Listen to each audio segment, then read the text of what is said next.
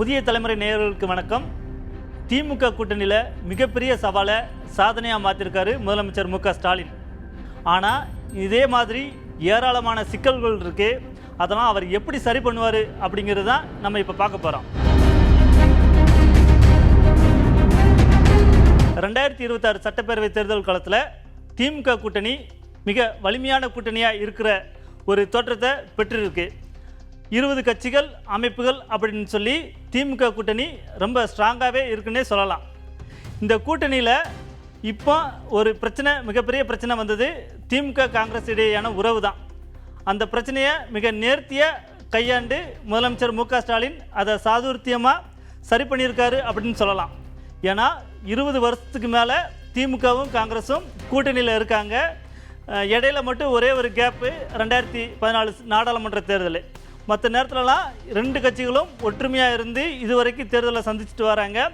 பாரதிய ஜனதாவுக்கு மாற்றாக மிகப்பெரிய சக்தியோடு அவங்க பயணம் பண்ணிட்டு வராங்க. தமிழ்நாட்டு சட்டப்பேரவை தேர்தல் காலத்தில் விஜய் வருகைக்கு அப்புறம் அரசியல் களம் கொஞ்சம் மாறி இருக்கு. அதனால் அந்த விஷயத்தை காங்கிரஸும் கையில் எடுத்துச்சு. திமுக அதிமுகவுக்கு மாறாக விஜயை நம்ம பரிசீலிக்கலாம் அப்படிங்கிற ஒரு முயற்சியில் ஈடுபட்டாங்க. அதன் விளைவாக திமுக காங்கிரஸ் கூட்டணியில் மிகப்பெரிய விரிசல் ஏற்பட்டுச்சு. அது கிட்டத்தட்ட அந்த கூட்டணி முறியும் அப்படிங்கிற ஒரு சூழலுக்கே போயிடுச்சு. ஆனால் கடைசி நேரத்தில் காங்கிரஸ் மூத்த தலைவர் ப. சிதம்பரம் களத்தில் இறங்கி முதலமைச்சர் மு.க. ஸ்டாலினோட பேசி இருதரப்புக்கும் ஒரு சுமூகமான முடிவு எட்டப்பட்டுச்சு. இதன் அடிப்படையில் போன முறை தேர்தலில் 25 தொகுதிகளில் போட்டியிட்ட காங்கிரஸ் இந்த முறை கூடுதலாக 3 தொகுதிகளை போராடி வாங்கியிருக்காங்க. ஒரு மாநிலங்களவை உறுப்பினர் பதவியும் வாங்கியிருக்கிறாங்க. இது ஒரு பெரிய சாதனையாக தான் பார்க்கப்படுகிறது. ஆனால் இதோடு இந்த பிரச்சனை முடிய போகிறது கிடையாது. இன்னும் அதிகமாக இந்த பிரச்சனை இருக்குன்னு தான் அரசியல் பார்வையாளர்கள்லாம் சொல்கிறாங்க. எப்படின்னா, இப்போ 28 தொகுதிகளை எப்படி அடையாளம் காண போகிறாங்க அப்படிங்கிற ஒரு விஷயம் இருக்குது.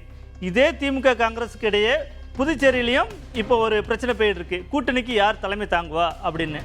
ஏன்னா கடந்த தேர்தலில் காங்கிரஸை விட திமுக அதிக தொகுதிகளில் ஜெயிச்சிருக்காங்க. இப்போ தான் அவங்க அந்த புதுச்சேரியில் மாநில எதிர்க்கட்சியாகவும் இருக்கிறாங்க. அதனால் நாங்கள் தான் தலைமை தாங்குவோம் அப்படிங்கிற ஒரு விஷயத்தை அவங்க முன்வைக்கிறாங்க. ஆனால் காங்கிரஸ் விட்டு கொடுக்காம இல்லை நாங்கள் தான் கூட்டணிக்கு தலைமை தாங்குவோம் அப்படின்னு சொல்கிறாங்க. அதனால் இப்போ அந்த பிரச்சனை இன்னும் முடிவடையலைன்னு தான் சொல்ல முடியும். இதே மாதிரி இப்போ காங்கிரஸ் இவ்வளோ பெரிய போராட்டத்துக்கு மத்தியில் திமுகவோட கூட்டணி ஒப்பந்தம் கையெழுத்து ஆகிருக்குது. இது ஒரு கசப்பான ஒரு ஒப்பந்தம் தான் ஒரு வகையில் சொல்ல முடியும். முழுசாக அப்படி சொல்ல முடியாது. ஏன்னா இவங்க ஒரு கூட்டணியில் இருக்கிற மற்ற கட்சிகளுக்கு ஒரு வழி ஏற்படுத்தியிருக்கிறாங்க. என்னென்னா, இதே மாதிரி நம்மளும் பார்கெயின் பண்ணுவோம் அப்படிங்கிற ஒரு மனநிலையை கூட்டணி கட்சிகளுக்கு விதைச்சதாக தான் அவங்க நம்ம சொல்ல முடியும். இப்போ கூட்டணியில் மதிமுக, விசிக, 2 கம்யூனிஸ்ட் இவங்கெல்லாம் பிரதான கட்சிகளாக இருக்கிறாங்க. இப்போ புதுசாக வந்திருக்கிறது தேமுதிக. இப்போ தேமுதிகவுக்கு ஒரு மாநிலங்களவை உறுப்பினர் பதவியும் கொடுத்தாச்சு. காங்கிரஸுக்கு ஒரு மாநிலங்களவை உறுப்பினர் பதவியும் கொடுத்தாச்சு. கூடுதலாக ஒரு 3 சீட்டு கொடுத்தாச்சு. இப்போ திமுக என்ன சொல்கிறாங்க, புதிய வரவு வந்திருக்கு. நம்ம கூட்டணியில் இருக்கிற கட்சிகளும் சரி, திமுக நாங்களும் சரி, சில தொகுதிகளை நம்ம விட்டு கொடுக்கணும். அப்போ தான் எல்லாத்துக்கும் அரவணைச்சு போக முடியும்னு சொல்கிறாங்க. அந்த விட்டு கொடுக்கறது எங்கே நிற்குதுன்னா, போன தேர்தலில் தோல்வி அடைஞ்ச தொகுதிகளை கொஞ்சம் விட்டு கொடுக்கலாம், நம்ம வெற்றி பெற்ற தொகுதிகளை மட்டும் கான்சன்ட்ரேட் பண்ணலாம் அப்படிங்கிற புள்ளியிலேருந்து ஆரம்பிக்கிறாங்க. இப்போ போன முறை மதிமுக 6, விசிக 6, கம்யூனிஸ்ட் கட்சிகள் 6 அப்படின்னு சொல்லி போட்டி போட்டாங்க. இப்போ அதில் தோல்வி அடைஞ்சிருக்குன்னா அப்போ அதில் தொகுதிகளை குறைச்சி வாங்கிக்கோங்க அப்படின்னு சொல்லி திமுக ஒரு வலியுறுத்துறதா ஒரு தகவல். ஆனால் இந்த இதில் அந்த கூட்டணி கட்சிகள் உடன்பாடுக்கு வரலை. இன்னும் சொல்லப்போனால் விசிக இரட்டை இலக்கத்துக்கு மேலேயே தொகுதிகளை கேட்குறாங்க. எங்களுடைய பலம் கூடியிருக்கு அப்படிங்கிற ஒரு விஷயத்தை வச்சு அவங்க கேட்குறாங்க. ஏன்னா இப்போ இந்த தேர்தலில் நம்மளும் கூடுதல் தொகுதிகளை வாங்கி நம்மளுடைய கட்சிகளுடைய செல்வாக்கையும் உயர்த்தணும் அப்படிங்கிற ஒரு விஷயத்தில் அவங்க இருக்கிறாங்க. இப்போ அது முடிவடையாமல் இருக்குது. அதனோட வெளிப்பாடாக தான் இப்போ மதிமுக பேச்சுவார்த்தை நடத்திருக்காங்க, விசிகாவும் பேச்சுவார்த்தை நடத்திருக்காங்க, மார்க்சிஸ்ட் 2 முறை பேச்சுவார்த்தை நடத்திருக்காங்க, இந்திய கம்யூனிஸ்ட் 3 முறை பேச்சுவார்த்தை நடத்திருக்காங்க. ஆனால் எதுலேயுமே உடன்பாடே வரலை. 2 கட்சிகளுக்கு மட்டும்தான் உடன்பாடு வந்திருக்கு.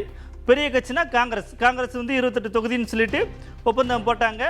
மனிதநேய மக்கள் கட்சி போன முறை 2 தொகுதியில் வாங்கி ஜெயிச்சிருந்தாங்க.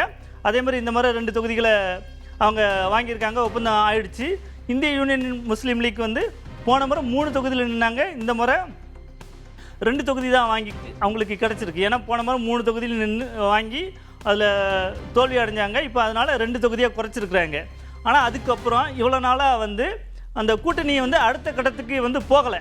இப்போ அதுக்கப்புறம் வந்து தேமுதிகக்கு எத்தனை தொகுதிகள் கொடுக்க வேண்டியது இருக்குது, அதுக்கப்புறம் புதுசாக ஓபிஎஸ் வந்திருக்கிறாரு, அப்புறம் சிறிய சிறிய கட்சிகள்லாம் வந்திருக்கு. இவங்களெல்லாம் எப்படி திமுக சமாளிக்க போகுது? ஏன்னா இதுதான் அவங்களுக்கு வந்து ஒரு பெரிய சிக்கல். இப்போ நீங்கள் நம்பர்ஸையும் கொஞ்சம் டேலி பண்ணி கொடுக்கணும், அதே மாதிரி எந்தெந்த தொகுதிகள் அப்படிங்கிறதையும் கொடுக்கணும். ஏன்னா வெற்றி வாய்ப்புள்ள தொகுதிகளெல்லாம் திமுகவும் ஃபஸ்ட்டு எடுக்கணும்னு பார்ப்பாங்க. அதே மாதிரி போன முறை 188 தொகுதிகளில் உதயசூரியன் சின்னம் வந்து போட்டி போட்டுச்சு. அதாவது 173 தொகுதியில் வந்து திமுக நேரடியாக போட்டி போட்டுச்சு. கூட்டணி கட்சிகளை உள்ளடக்கி ஒரு 15 தொகுதிகள் உதயசூரியன் சின்னத்தில் போட்டி போட வச்சாங்க.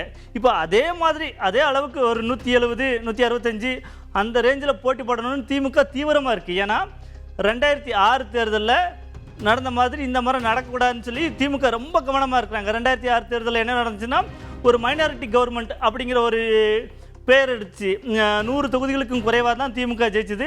கூட்டணி கட்சிகளோட ஆதரவால் தான் திமுக வந்து ஆட்சி செய்ய முடிஞ்சுச்சு. அந்த நிலைமை இந்த முறை வரக்கூடாதுன்னா நம்ம கிட்டத்தட்ட ஒரு 170 நெருக்கி தான் நம்ம போட்டி போடணும். அப்போ தான் நம்மளுடைய அரசாங்கம் வந்து நிலையான அரசாங்கமாக இருக்கும், சிங்கிள் மெஜாரிட்டி வர முடியும் அப்படிங்கிற ஒரு முடிவில் இருக்கிறாங்க.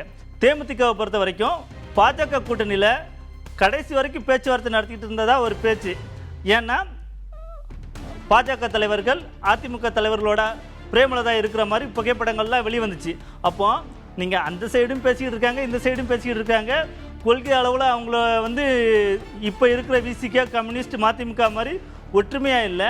நீங்கள் அவங்களுக்கு ஒரு முன்னுரிமை கொடுக்குறீங்க, அவங்கள காரணம் காமிச்சு எங்களுடைய தொகுதிகளையும் குறைக்கிறீங்கன்னா அப்போ அது வந்து ஏற்புடையதாக இருக்காது. அப்போ நீங்கள் எங்களுக்கான மரியாதையை கொடுக்கணும் அப்படிங்கிற ஒரு புள்ளியில் இவங்களும் வந்து அதிகமாக கேட்டுக்கிட்டு இருக்கிறாங்க. இந்த மாதிரி விஷயத்தை எப்படி முதலமைச்சர் மு.க. ஸ்டாலின், அதாவது கூட்டணியோட தலைவர், எப்படி சமாளிக்க போகிறார் அப்படிங்கிற ஒரு விஷயந்தான் ரொம்ப ஒரு பிரதானமாக இருக்குது. இதற்கான விடைகள் சீக்கிரமாக தெரிய வரும். இது எல்லாமே சுவாரஸ்யமாக தான் இருக்குன்னு நினைக்கிறோம். ஆனால் எதுவுமே சுலபமாக இருக்காது அப்படிங்கிறது மட்டும் இந்த சூழல்லாம் பார்த்தா தெரியுது.